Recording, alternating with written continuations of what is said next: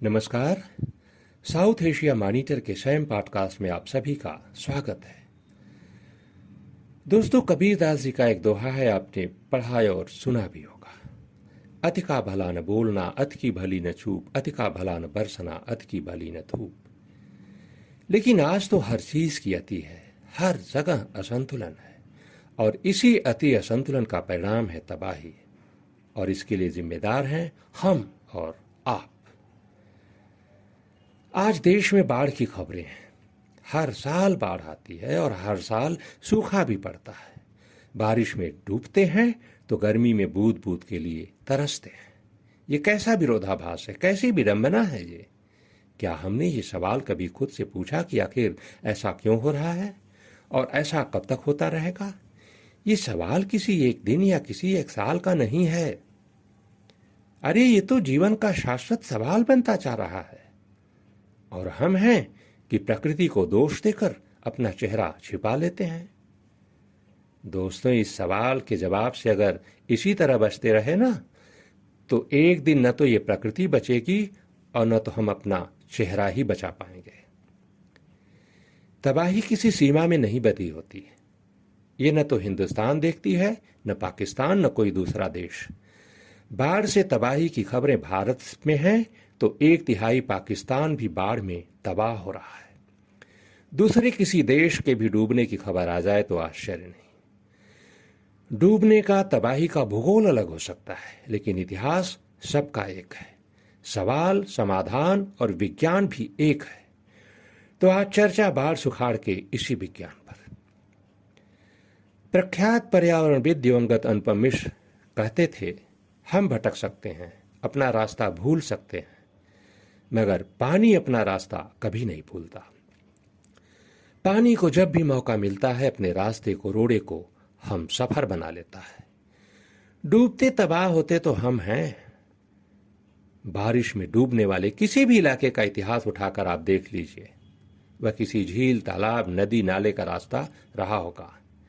इस साल असम, मेघालय, बेंगलुरु की बाढ़ हो या 2020 की हैदराबाद की बाढ़, 2019 में पटना की बाढ़, 2015 में चेन्नई की बाढ़, 2006 में गुजरात के सूरत की बाढ़, 2006 में ही बाड़मेर, जैसलमेर की बाढ़, या फिर 2005 में मुंबई की बाढ़।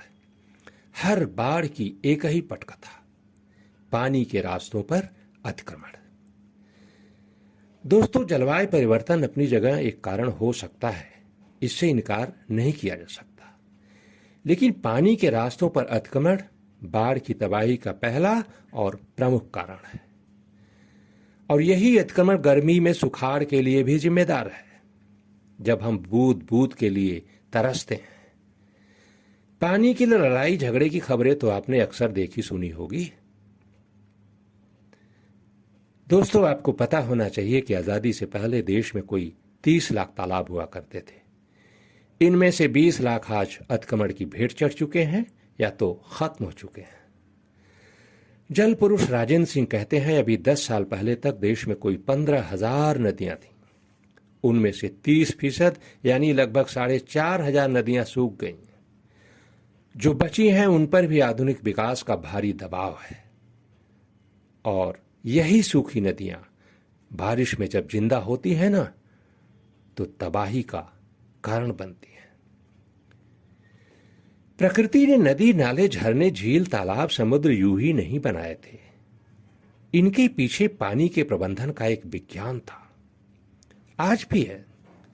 लेकिन कुप्रबंधन के कारण यही विज्ञान आज विनाश का कारण बन रहा है।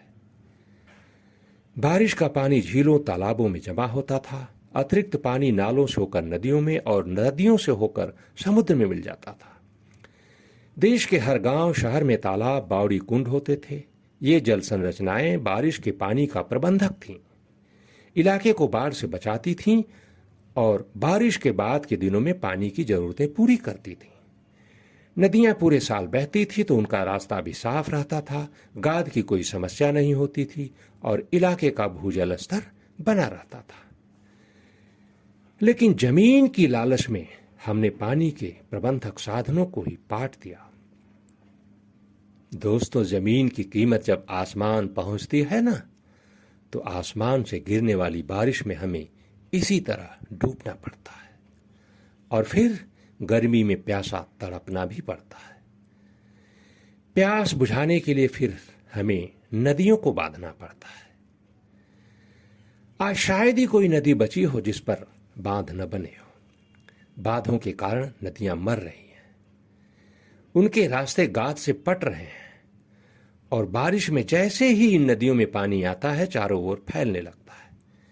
पानी का ये बेतरतीब फैलाव जान माल के लिए आपदा बन जाता है। यह कहानी हर साल दोहराई जाती है, हर साल अरबों रुपए का नुकसान होता है, मगर हमने आज तक क्या कोई सबक लिया? नहीं। नदी, नालों, झीलों और तालाबों का तंत्र बारिश में बाढ़ और गर्मी में सुखाड़ से बचाने का साधन है। इस तंत्र का जिंदा रहना तबाही से बचने का मूल मंत्र। जल विज्ञानी कपिल भट्टाचार्य ने 1948 में इस मंत्र से देश को अवगत करा दिया था। उस जमाने में उन्होंने दामोदर घाटी परियोजना का विरोध किया था। उन्होंने कहा था ये परियोजना पूरे दामोदर घाटी क्षेत्र को तबाह कर देगी, मगर उस समय उनकी किसी ने नहीं सुनी। उन्हें सनकी घोषित कर दिया गया, नौकरी से निकाल दिया गया, मगर भट्टाचार्य की भविष्यवाणी सही साबित हुई। 1956 में पहली बार पश्चिम बंगाल का 1/3 हिस्सा बाढ़ में डूब गया। भारी तबाही हुई। वो इलाका अब हर साल डूबता है। असम, मेघालय इस साल भी डूबे हैं, और अब तो फरक्का बैराज तोड़ने तक की बातें होने लगी हैं। जल जीवन है, मगर संतुलन जरूरी है। संतुलन बिगड़ा नहीं कि तबाही तय मानिए। इसलिए जीवन में पानी का संतुलन बनाए रखिए और रहीम दास का ये दोहा याद रखिए। रहीमन पानी राखिए, बिन पानी सब सून, पानी गए न उबरे मोती मानुष चून। तो दोस्तों, ये कहानी कैसी लगी हमें जरूर लिखें, सुझाव भी दें, हमें इंतजार रहेगा। ये कहानी साउथ एशिया मॉनिटर के यूट्यूब चैनल, स्पॉटिफाई और गूगल पॉडकास्ट पर सुनी जा सकती है। अगले हफ्ते फिर मिलेंगे एक नई कहानी के साथ। तब तक के लिए सरोज कुमार को दीजिए इजाजत।